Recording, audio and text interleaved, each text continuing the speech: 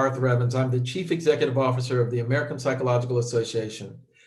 For 30 years prior to me coming to APA, I worked in the public policy domain and in the treatment domain for substance use and mental health conditions.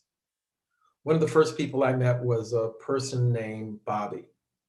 Bobby was this gentleman, he was about in his 40s. He had a very serious heroin addiction at the time.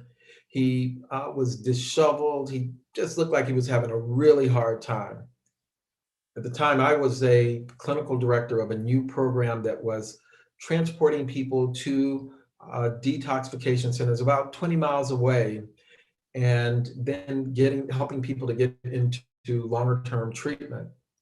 And so when we talked to Bobby and were talking to him about the process of getting into recovery and going to treatment, he agreed that that was something that he wanted to do. And he took the first step of getting on that van, going all the way to this detoxification center. But then when he got there, he left. He didn't want to go. And so they actually brought him back to the town that I lived in. A few days later, we see Bobby again, and Bobby is still very disheveled. He's, having a hard time. And he said that he wanted to do this. He really wanted to do this. And so he took another step and he said, I want to go to this program. And we get him there. We take him to the detoxification center. This time he gets admitted, but he doesn't stay very long. A few days later, same thing, same conversation. He gets there. This time he completes the detoxification center, but he doesn't go to the treatment center that he really needed for long-term recovery. A few days later, we see Bobby again. He takes that step again of getting on the van, going all the way, finishing treatment. This time he finishes the detox and then he goes on to longer-term treatment. Well, felt so good about that.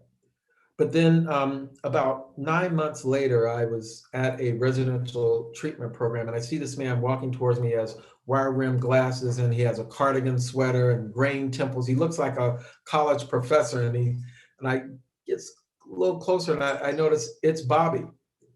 Totally different, transformed, really looking good. And I had a chance to talk with him. He talked about re-engaging with his family and how just being in recovery meant so much to him. Well, Bobby taught me some really important lessons that I think might be helpful to you if you are in the beginning of your recovery process, or maybe you haven't started your recovery process. And the first lesson is that how important it is for you to take that first step and to keep taking that step. Because Bobby didn't get it the first time, he didn't get it the second time, he just kept taking that step. And ultimately, he got to the point where he had engaged in long-term recovery. The second lesson that Bobby taught me was how important hope is, that we always need the hope that recovery is possible and that we shouldn't give up and you shouldn't give up if you're trying to engage in your recovery process. And I think this is a really important lesson for family members who might be listening to this. It is so easy when you have someone who has a substance use condition to give up on them. It can be very frustrating. They steal your things sometimes. Sometimes your family members will not show up when they need to show up. There are all kinds of things that create tensions and challenges in families. But it's so important that you don't give up, because you never know when that person is going to engage in recovery.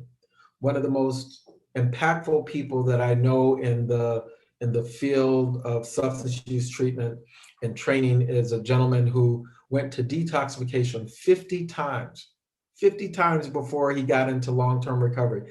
He was one of the most impactful people that I know and trained hundreds of people, thousands of people, affecting literally tens of thousands of lives in the state that I lived in.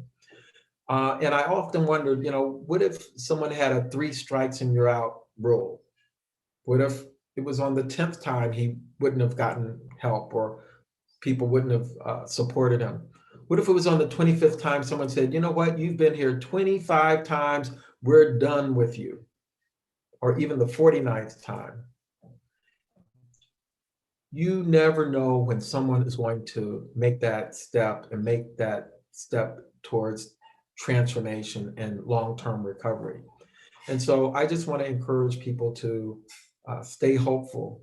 And if you're a person who is engaging in long-term recovery, know that there are thousands, tens of thousands, hundreds of thousands of people who have gone before you who have demonstrated that no matter how difficult it is, how challenging it is, you can make it.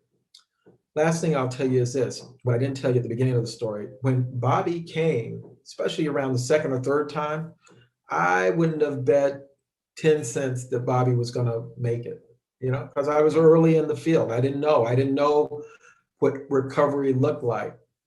And what I do know is it's not how you look, it's not how many times you failed, it's not how many challenges. You probably get a lot of negative feedback. But what I do know is that if you keep trying, you'll ultimately get there. So that's my hope for you. That's my prayer for you. And I really hope that you engage in your recovery, that if you're a family member, that you continue to support your family members, and that ultimately you can embrace long-term recovery and health for you and your family.